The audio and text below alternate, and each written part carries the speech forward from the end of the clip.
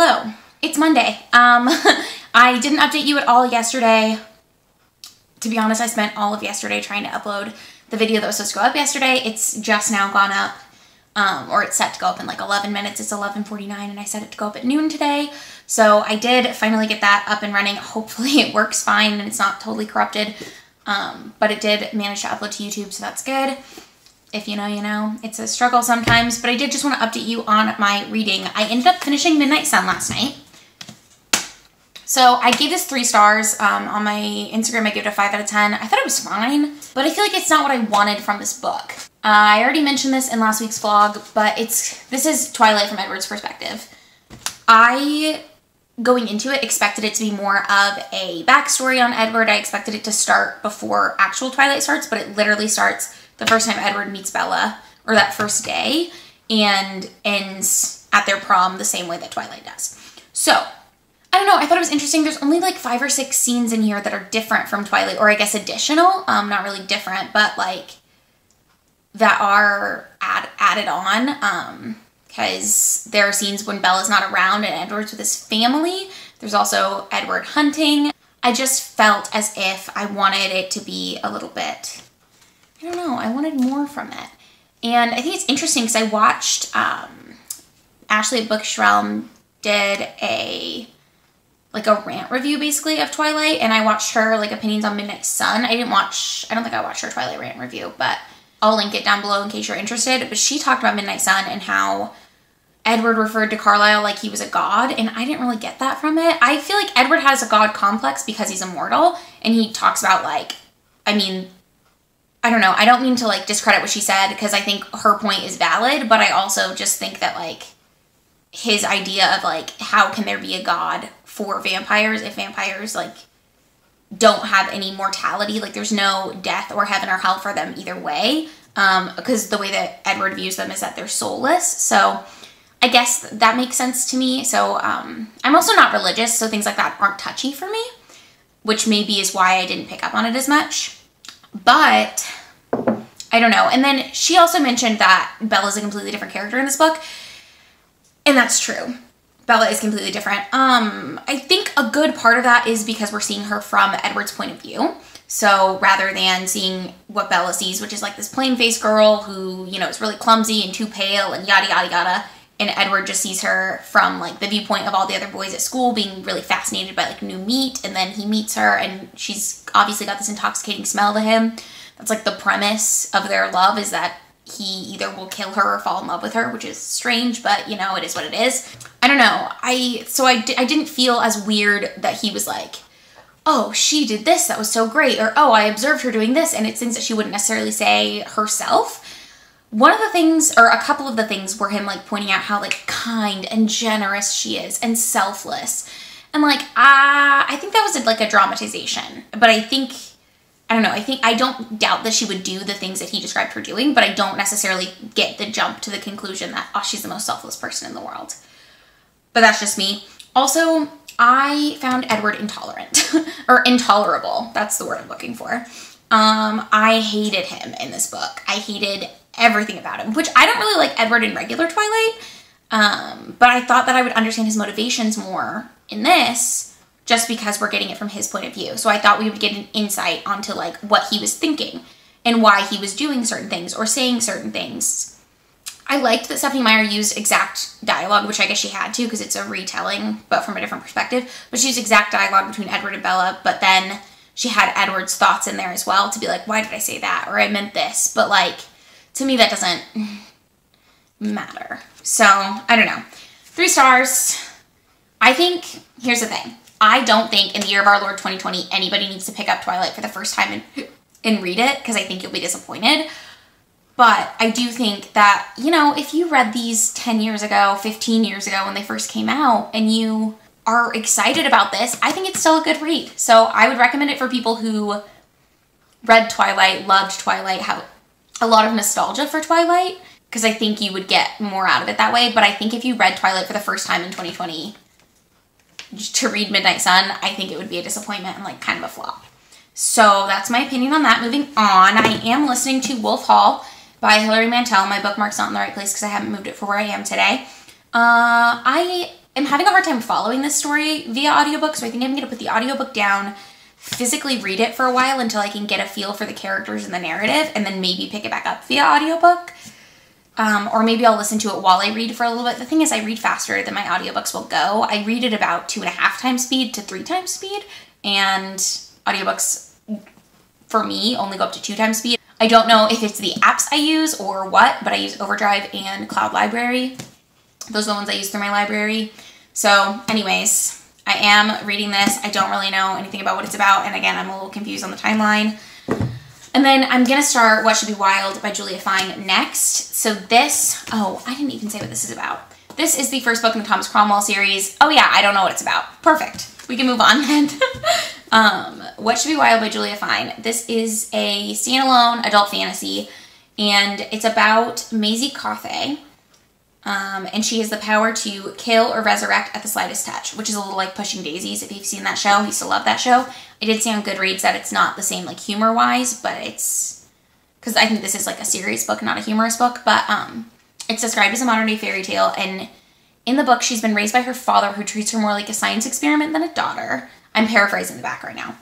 And her mother, he doesn't tell her that she's descendant of a long line of women who are cursed, and they go into the woods and they never come back. So he tells her she's never allowed to go to the woods.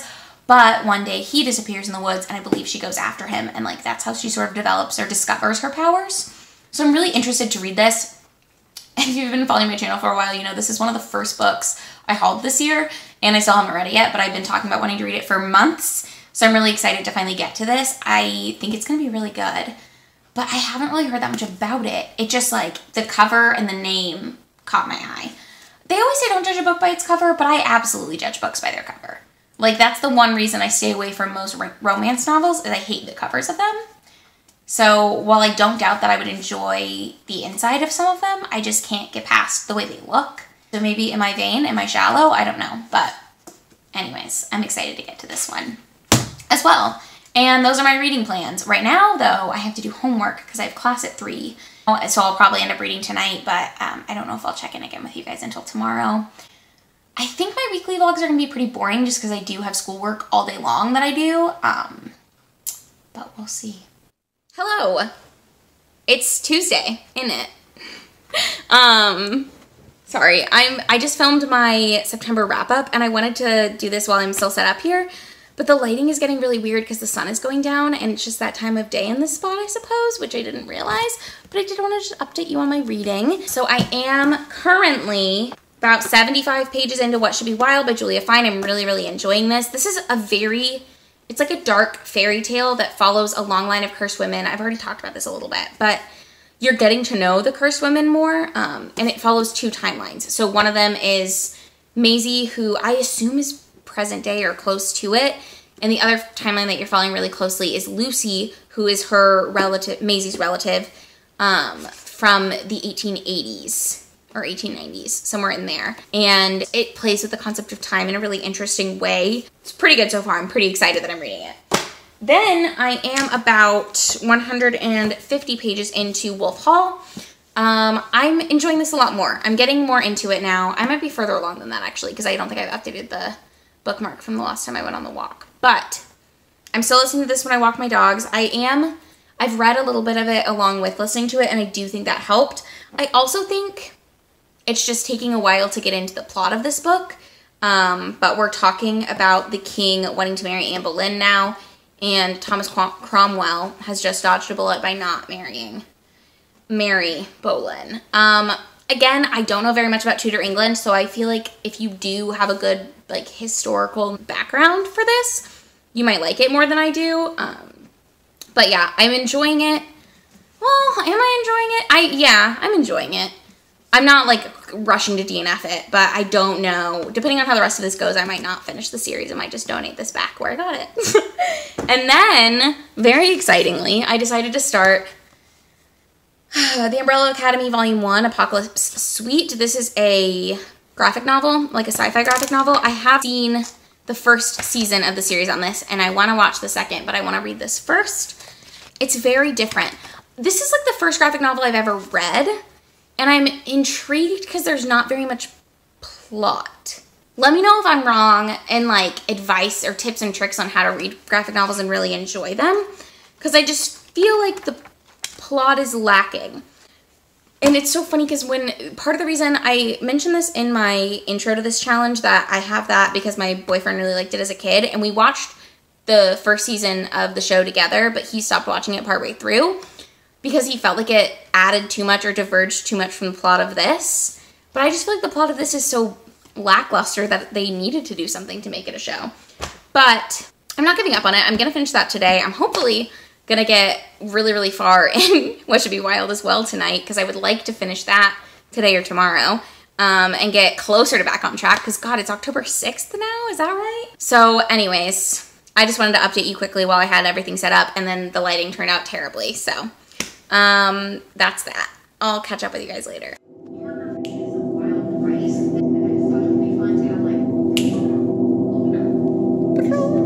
Hello, it's Thursday. I just wanted to give you a quick reading update because I haven't updated you since Tuesday. I did end up reading all of this on Tuesday. I think I gave it 3 stars. I might bump it down to, it was like a 2.5 for me. I don't know. I liked the art style. I thought it was like fine. I think part of the problem is that I don't really love superhero things, and the TV show of this is a lot more character driven and focusing on the characters as people, which is why I thought I would enjoy this a lot. And then this is just kind of superhero stuff. I'm glad I read it, but I feel like perhaps watching the show first, my expectations were too high maybe? I don't really know. Also, the show adds a lot of detail to the characters, which I think is what I mean by like makes it more character driven. But anyways, I finished this. I'm still working on What Should Be Wild. I'm not as far as I thought I would be. I'm only like 173 pages into it, but I am really enjoying this. I've just had a lot of schoolwork this week, so obviously that comes first before this project, but that means I'm falling behind on this project a lot. I'm still working on Wolf Hall. I'm still finding it really confusing. I do this thing sometimes where if I'm not loving a book that I know other people really loved, I'll go and read reviews, and the reviews are pretty split. So this won the Booker in 2009, and I expected it to have like a higher rating on Goodreads, but it's like a 3.8.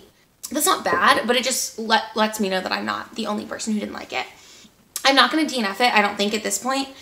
If I get to the end of the audiobook, I might, because I think I have the audiobook for 8 more days, so if I get to the end of the audiobook and don't finish it, I might DNF it at that point or put it down until I can get the audiobook back.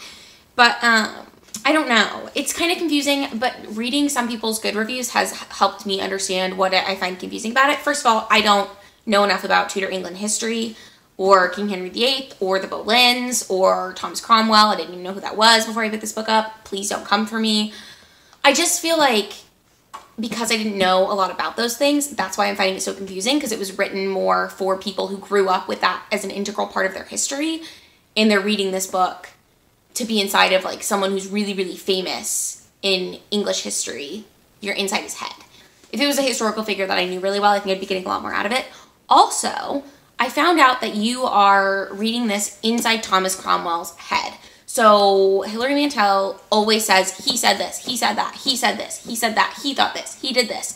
And she means Thomas Cromwell almost every time. Even if the sentence before was talking about someone else. So like the laws of syntax would mean that that is who he is. He is almost always Thomas Cromwell. After finding that out, that became a lot less confusing for me. But anyways, that's how I'm getting along with this. I'm only like 200 and something pages, 236 pages into it. We're chugging along. But I think I'm going to pick up V for Vendetta. So this is volumes 1 through 10, a bind up. And I want to read this and then maybe I'll watch the movie this weekend. I know Matt probably won't want to watch it, but maybe he'll have something else to do and I'll get to rewatch the movie. Because I saw the movie a long time ago. I saw it when I was in college, but I think it was before Matt and I were dating. So 5+ years ago. Speaking of, our anniversary is next week. So I got him his anniversary gift and I forgot. So Matt has tracking on packages, so he finds out where packages are coming from and when they're going to be delivered to our house. And it's because our mailbox, so we live in a house, but in our neighborhood, our mailboxes are all at a central location, kind of like an apartment complex. So if packages get delivered, they get put in a box, kind of like if you have an apartment complex, the packages go into the lockbox and you get the key in your mailbox and you go and unlock the lockbox. But so that things don't sit out there for a long time because they don't get delivered to our door. And we don't check our mail that often because all we get in like letter form is junk mail, basically, like paper bills or like coupons to Papa Murphy's and stuff like that. So he has that tracking set. So he always, usually when I order something, I've ordered it from like Book Depository or Thrift Books or Half Price Books, like a bookstore, or it'll be like Sephora or Ulta. And then he'll be like, hey, you have a package in. But what I got him for, I don't want to tell you what I got him for our anniversary because I'm nervous that he'll watch this vlog, even though I don't think he will. But I'm worried that he's going to see where it came from when it gets delivered and be like, I know what this is. At least I know like what type of thing this is. So anyways, that's my biggest fear right now that I'm just thinking about. But I think I'm about to sit down and read V for Vendetta. I need to make shorter updates. I don't know what to do because I spent like 10 minutes telling you nothing. But I'm going to sit down, read V for Vendetta, and then maybe get through like half of this right now and then pick up What Should Be Wild and get through more of this. I am setting up the lofty goal of finishing both of these today. Will I? I don't know. But that's what I'm going to try to do. I'm going to try to sit down and read some of this. We'll see how I'm getting along with it. So I'll probably read for like 20 minutes, see how I'm feeling. And if I want to keep going, I'll read for like another 20. And then maybe I'll switch to this. So that's how we're going to do this. But I'll roll some B-roll for you if you care.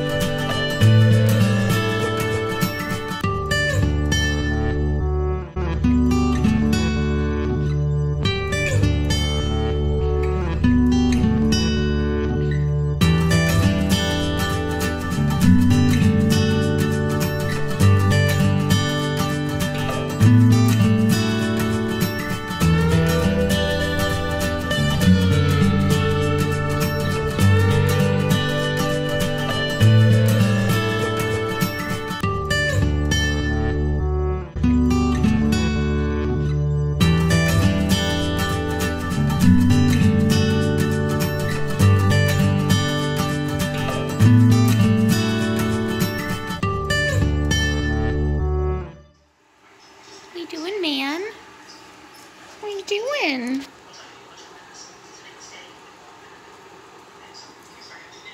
Hi, Murphy man.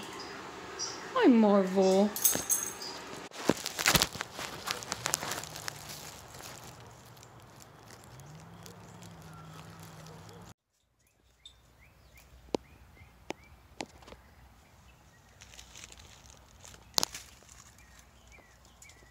Creepy. Hello.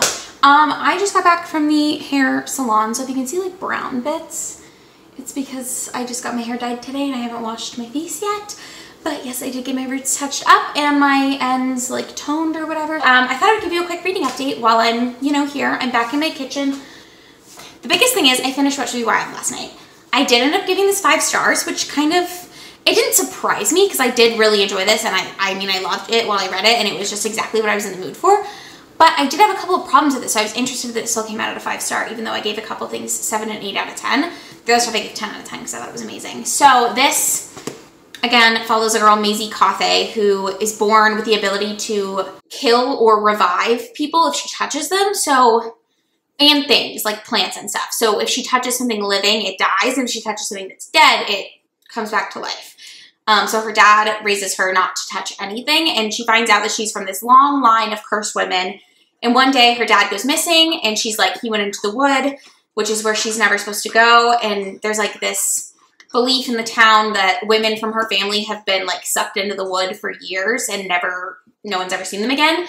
So she enlists the help of some boys that she meets and decides to go looking for her father. I guess men. I had a hard time picturing how old everyone was supposed to be.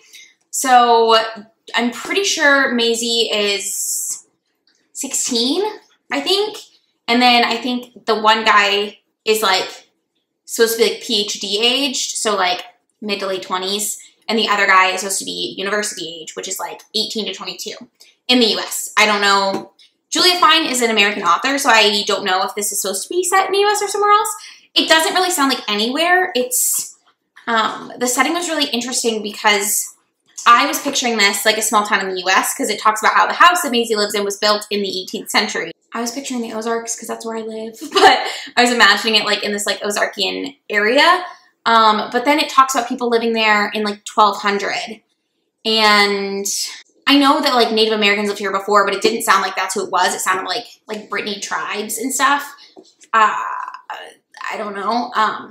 Or like Germanic tribes. So I'm imagining maybe it's supposed to be England. I'm not really sure.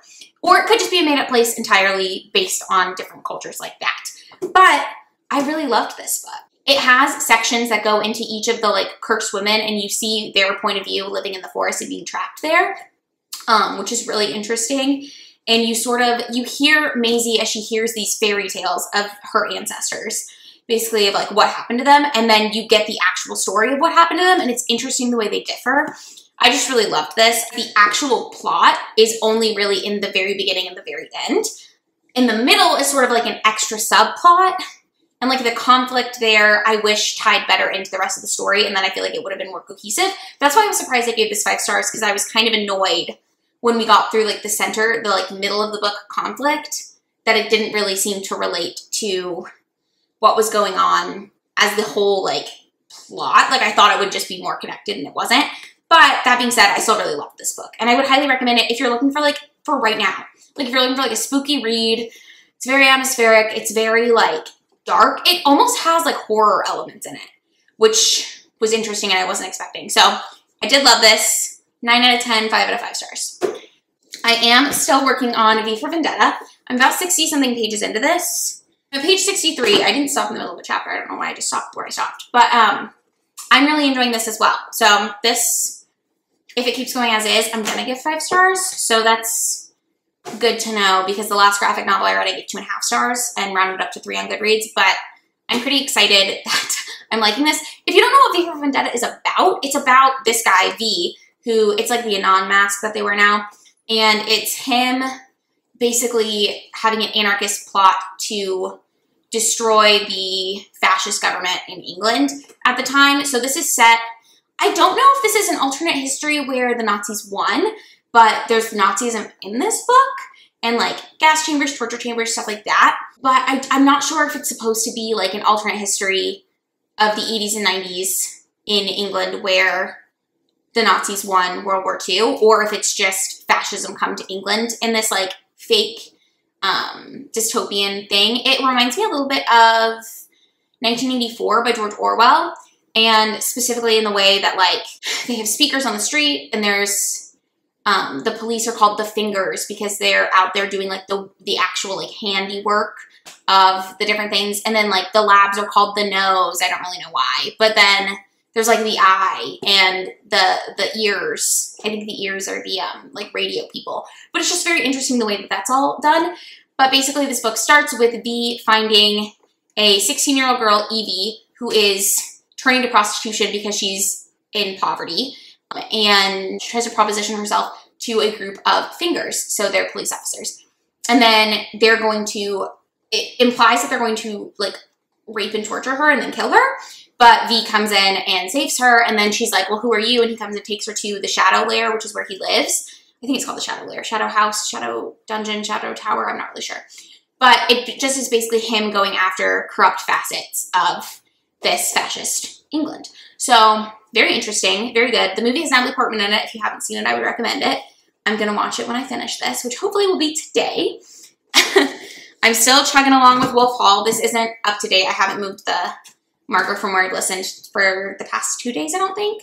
So I should be closer to like the middle. I'm like, well, actually, it's probably not that far off. I'm halfway through right now.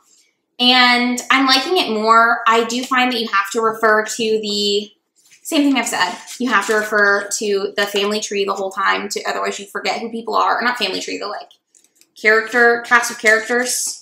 A little confusing. And again, I'm not very familiar with the actual history of this time.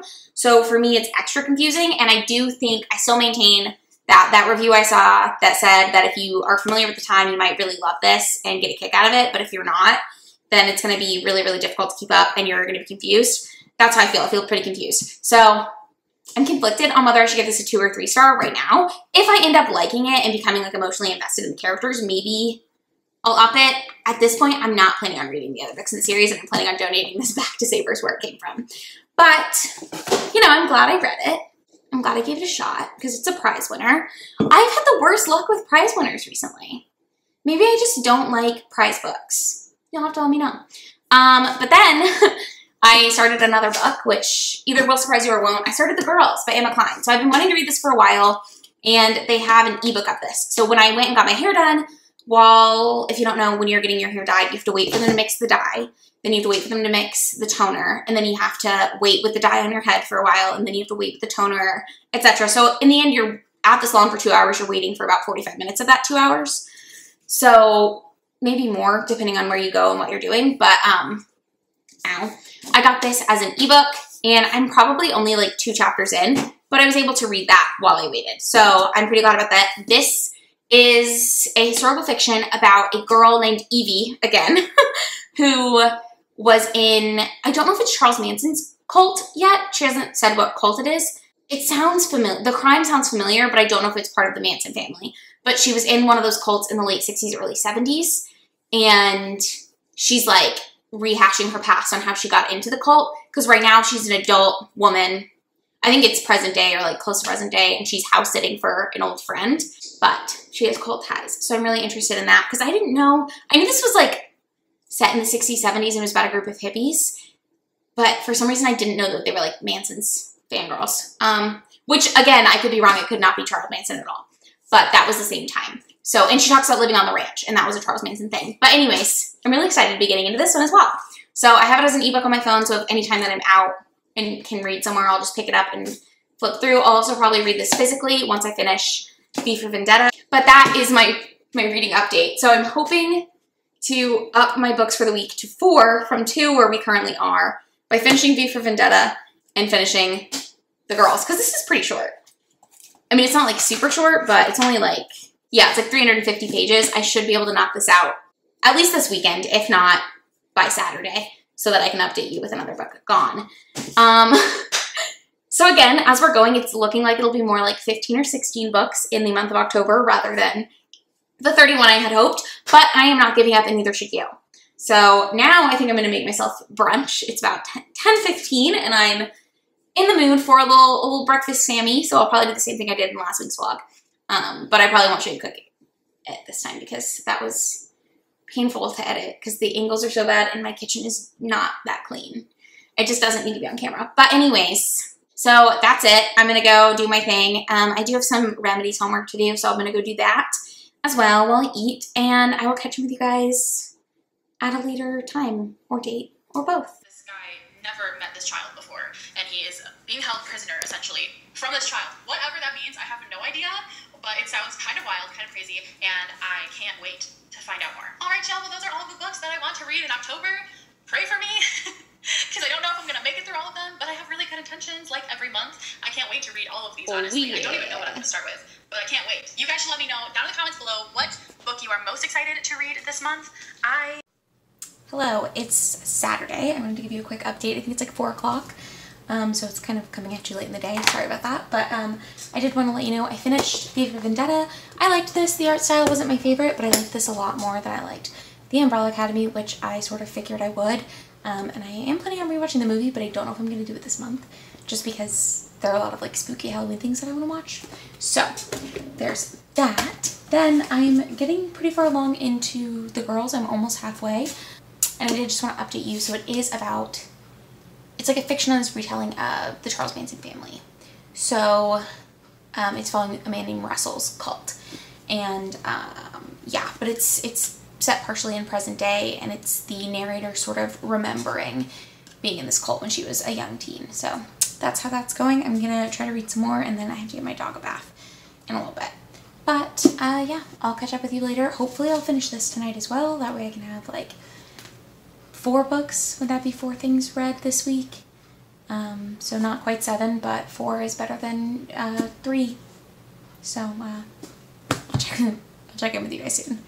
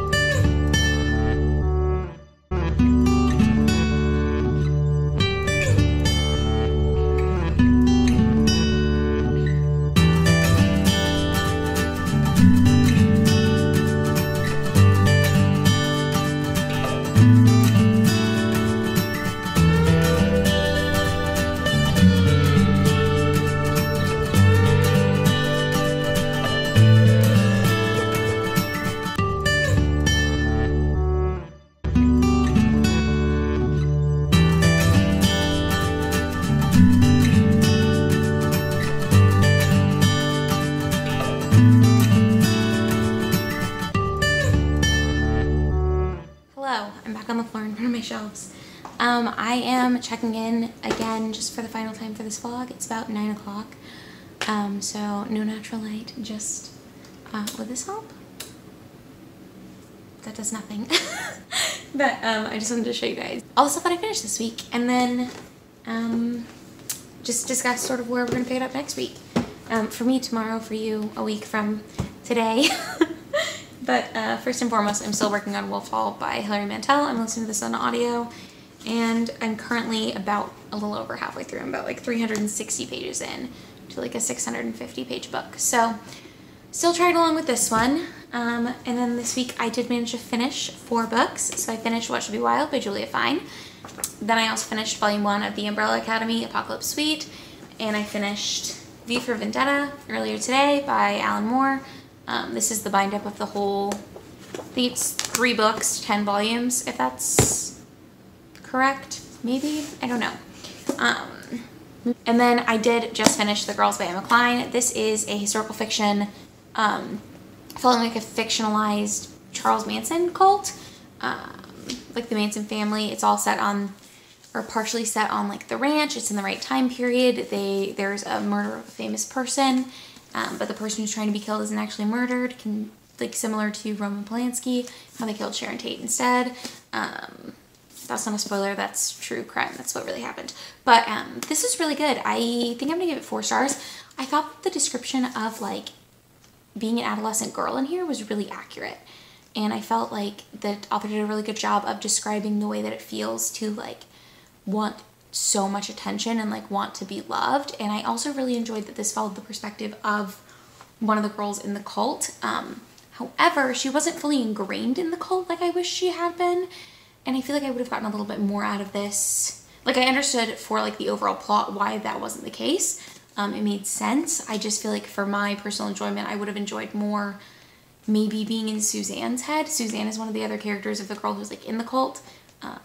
She's like who sort of brings Evie in, and I don't know, I just wish that like Russell, who is like the Charles Manson figure, I wish he'd been more of a character, because like I said, I understand why it was like focused on the girls in the cult and what it was like being one of them and her observations of the other people in the cult, but I wish it had been more like ingrained in it, because I just feel like you still are sort of looking at this cult from an outsider's point of view. I'm gonna set it down. But feel like you're still looking at it from an outsider's point of view rather than like experiencing it for yourself, because Evie's never really fully in the cult. So you get her like descriptions of things, and she talks about things being like normal for the cult, but you can still tell that they're not normal for her. And I think it would have been really interesting to read about something like this where it was something that like in the character's head just made perfect sense. It almost would have been like, I don't know, like I feel like dystopian novels do that, where like you as a reader understand that this world is like effed and not realistic and not the way that the world actually works. But because the character is in that world, they don't see it that way. I wish it had been more like that, if that makes sense. But I'm pretty excited. So I read 5 books this week, finished 4, but I'm still working on the 5th one. And I don't know what I'm going to read next. So I'm thinking I'm probably going to, I want to pick up A Little Life, but I know that book's really long. And since I'm still working on Wolf Hall, I don't want to have like a dud week, like a lull week.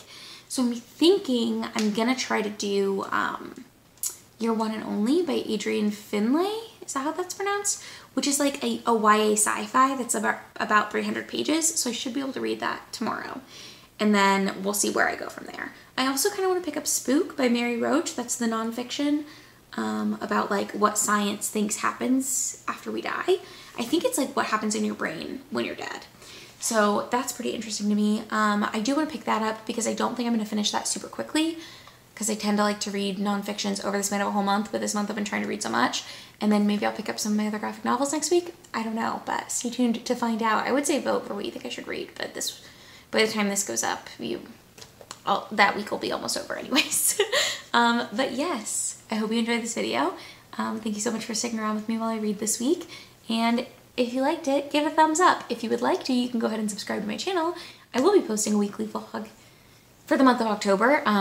My socials are in the description. If you care about any of that stuff, I have my Instagram, Twitter, and Goodreads down there. Yeah. Thank you guys so much, and I will see you on Sunday.